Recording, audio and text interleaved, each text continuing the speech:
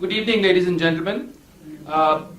This is a topic which we can talk for hours together, and I've been given 5 minutes, so I was really worried, and I was talking to her and said, okay, in 5 minutes, what do I talk? But rather than talking about the subject, I would like to incite a few questions in the minds of the audience over here. Sabyasachi just gave some examples of failures of companies.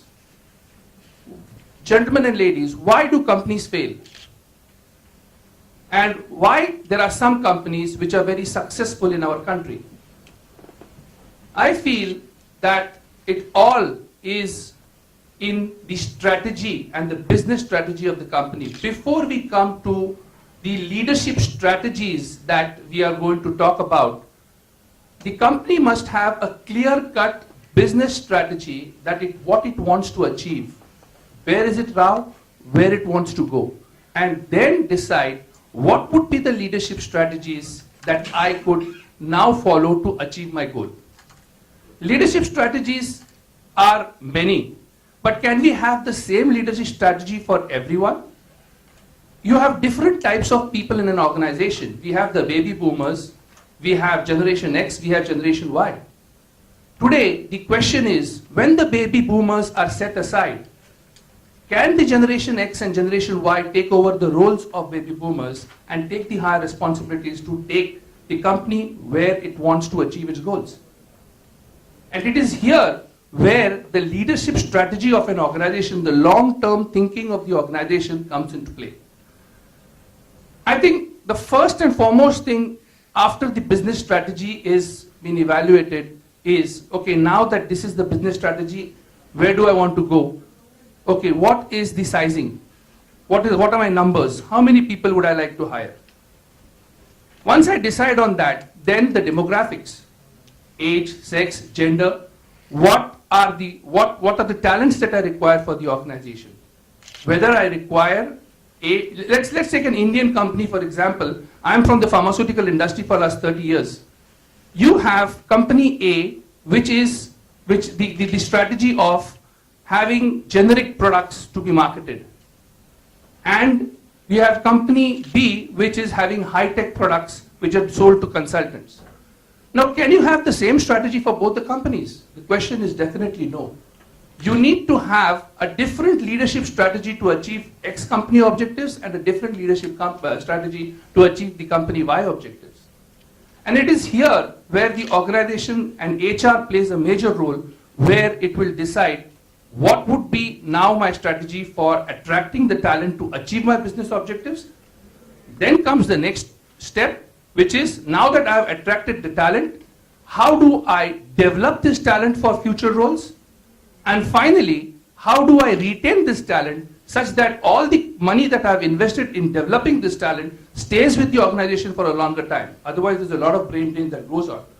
So these are a few questions which I feel in the 5 minutes that I've got that one should address and develop leadership strategies, sustainable leadership strategies for the organization to be successful. Thank you. Thank you, Nilesh, for that. Great. Can we hear Murali next, please? Thank you.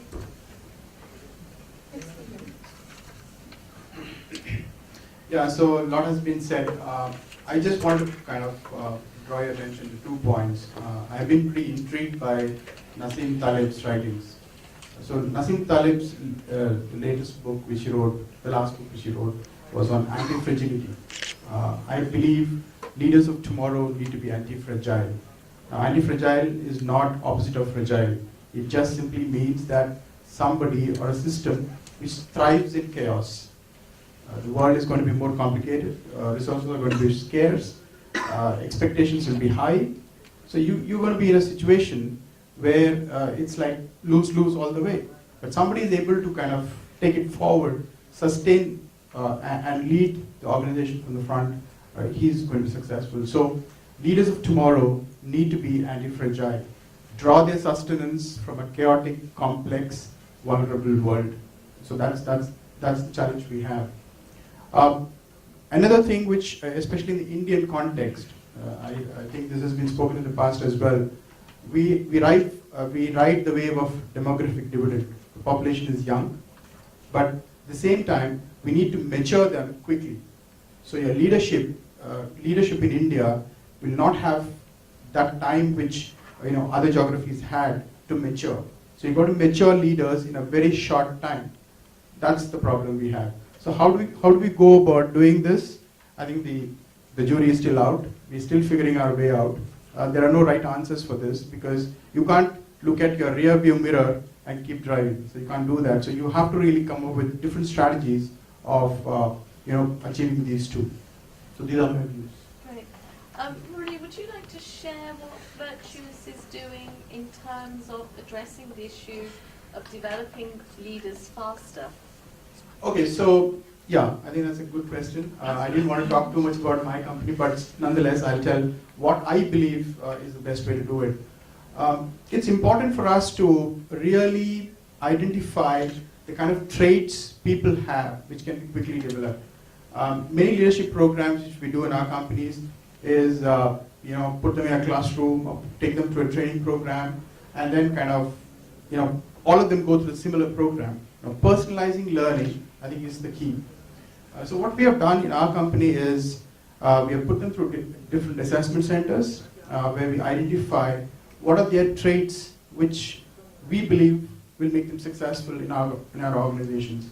And then we have got in a coaching program where we actually coach some of our senior leaders on how they can actually work on these traits and actually help the company. So that's something which we're doing.